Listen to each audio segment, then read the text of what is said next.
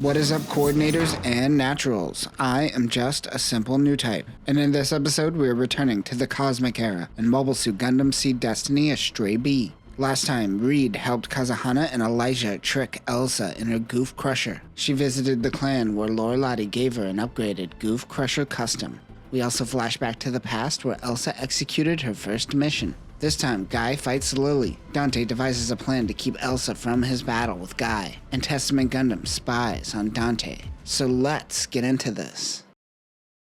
A container is approaching Ame no Mihashida. This is a civilian transport, but the military uses these to sneak into areas under disguise. They issued a warning and demanded to know who they are. It happens to be Dante. He just pulls up and says, "I got 3 mobile suits in this baby and I want to fight Gai. Is he home right now?" Shoshius puts him on hold before granting him permission to one of the ports. Dante is amazed that worked. During this mission, he has Lily. Which one? Also, the writer of this novel likes going into detail about how preteen girls look, and it makes me uncomfortable. This is the girl that he promised the librarians he would look after in exchange for the sword pistols. She is an experiment that created multiple humans with identical genes from one fertilized egg. This Lily was raised by pirates known as the Flash Brigade. In Versus Astray, we learn that lilies were raised in different environments and even mentioned one being a pirate. This is that one being a pirate, and is separate from the lilies we have learned previously. After Lily's last attack on Ame no Mihashida,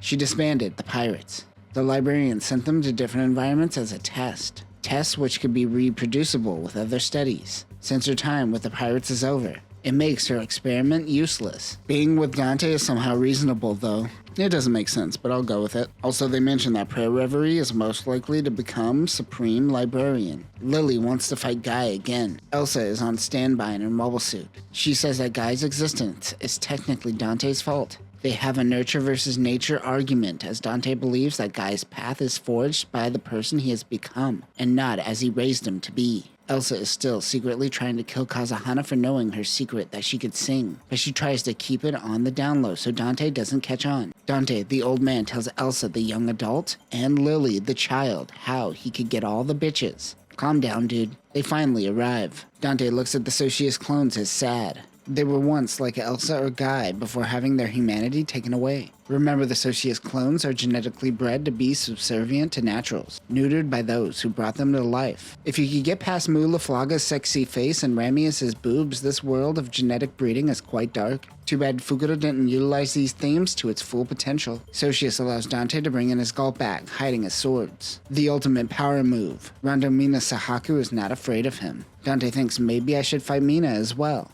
but focuses on Gai first. She then meets Mina with Gai at her side.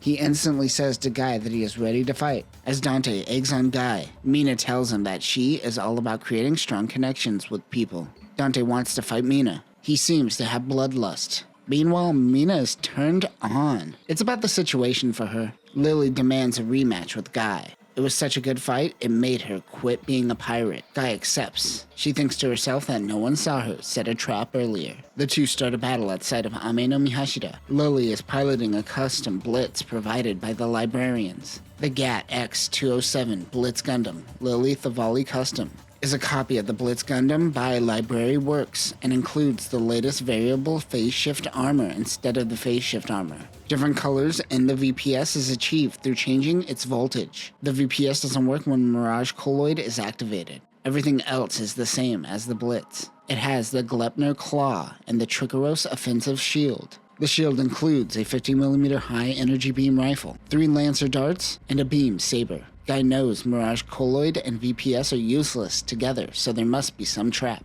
Everyone is confused by the mobile suit Gai is using. He is using the normal blue frame, its original design, as the Astrays were Orb and Morganrot made. All the parts were at Gai's disposal. He isn't rebuilding the blue frame. It's almost as though he's building a new one from the ground up. He hasn't added the second L parts. He wants to maximize a single ability. It also doesn't let Dante learn about his second loadout. Lily fires a Lancer dart at Ame no Mihashida. Gai will protect it, she thinks. But Gai doesn't take his eyes off of his opponent. The Lancer dart explodes. It is Gai's bazooka which he left in the line of sight. He too laid a trap. She realizes that this battle is over her head and concedes defeat. Watching over the battle between Gai and Lily was Testament Gundam. This mobile suit was Zaf made, but stolen by the Alliance. This is Ash Gray, who goes by Scout 0984. We know that this mobile suit will later be given to Katie Madigan. The clan hired Dante to kill Gai, but the clan also doesn't seem to trust Dante, so Ash spies on him. After Gai's fight, the Goldframe and Astray Noir face off against one another.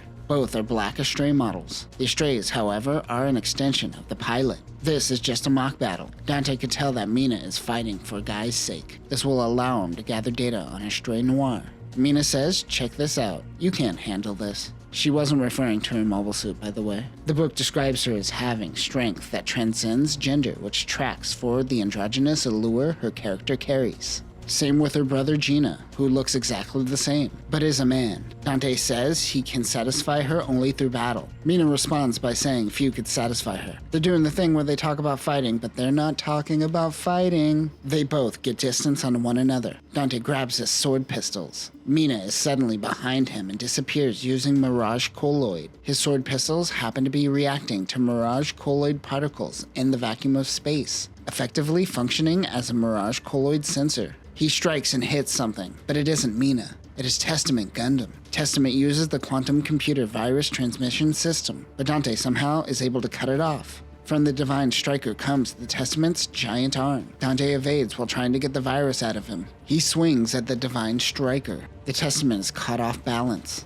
Dante is able to take out its main camera, making it harder to track. The Testament swings again. Noir Striker uses its anchor launcher at the Goldframe. She catches the anchor, allowing the Gundam to swing and dodge another attack. If Mina dodged instead of grabbing the anchor, Dante may have died. Lily turns off its Mirage Colloid, revealing she was there the whole time as well. This causes Testament to retreat. Dante knows that the clan is watching after him. We head back in time. Guy is trying to escape from the facility. The guards don't want to kill Guy as he has valuable research. He then runs into Dante. Dante is so fast and closes the gap he slices off Guy's head. But it isn't Guy. It is his afterimage.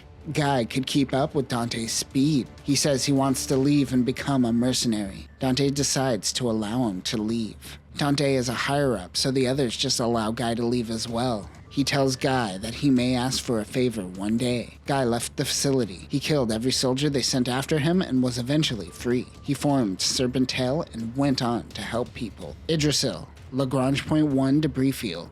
A great place to hide things. This is the location of Dante and Guy's battle. They used the Junkyll to set up this fight to prevent the clan or the librarians from knowing. Guy is using a new form resembling the vanilla Blue Frame on steroids. This is Blue Frame D, the MBF-P03D. Gundam Astray Blue Frame D is a close combat variant of the Blue Frame created specifically to battle Dante's Astray Noir. This is a complete overhaul of the Blue Frame from the ground. This is equipped with the Viva Striker, which is a modified Ale Striker. This gives the unit thrusters with speed never seen by an Ale Striker before. This unit's main weapon is the Dragoon Swords. This is a part of the Dragoon system and can function as normal swords as well. Also a part of the Dragoon system are the Sensor Dragoons, fitted with Mirage Colloid detectors, 4 Stealth Dragoons with Mirage Colloid tech, and a pair of Beam Cannon Dragoons. This also has trans-phase armor. It is also equipped with 2 blade guns. The Anchor Striker on the Astray Noir gives Dante the advantage,